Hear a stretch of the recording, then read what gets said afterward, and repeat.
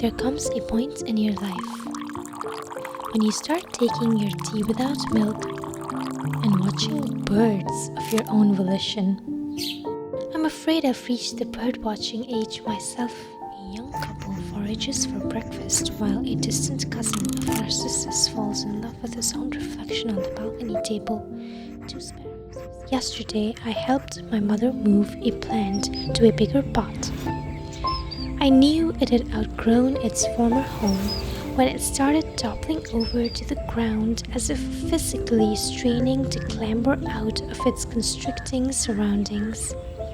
Everybody seems to be growing into bigger pots, apart from me, who stays rooted right where I've always been.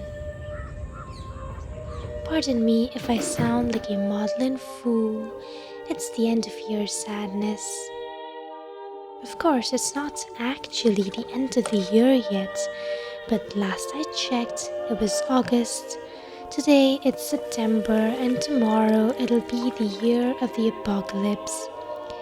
As the last embers of the dying sun scatter around us in slow motion, we'll heave a collective sigh and wonder why we waited so long.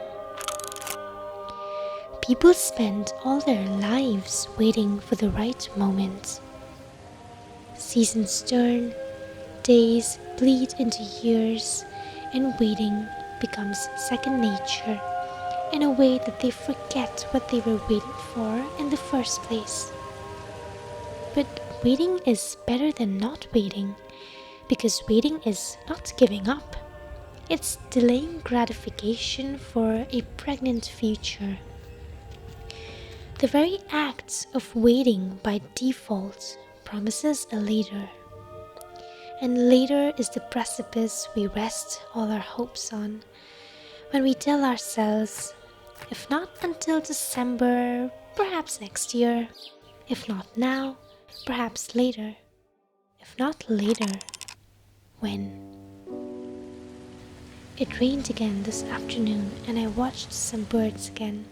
I was content. I love slow days like these. Until I mused, I should make a film about this. Then I began to mourn all the books and the songs and the films I didn't write, all the alternate futures I've perhaps lost forever.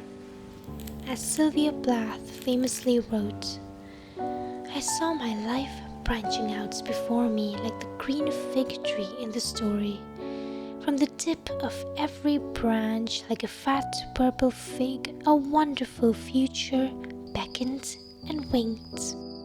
I saw myself sitting in the crotch of this fig tree, starving to death, just because I couldn't make up my mind which of the figs I would choose. I wanted each and every one of them, but choosing one meant losing all the rest. And as I sat there, unable to decide, the figs began to wrinkle and go black, and one by one they plopped to the ground at my feet. I wonder how many figs have gone too ripe while I've just been trying to decide.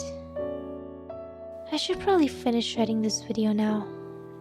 Although the weather is so sleepy, I think I might actually just take a nap. I'll get back to it later.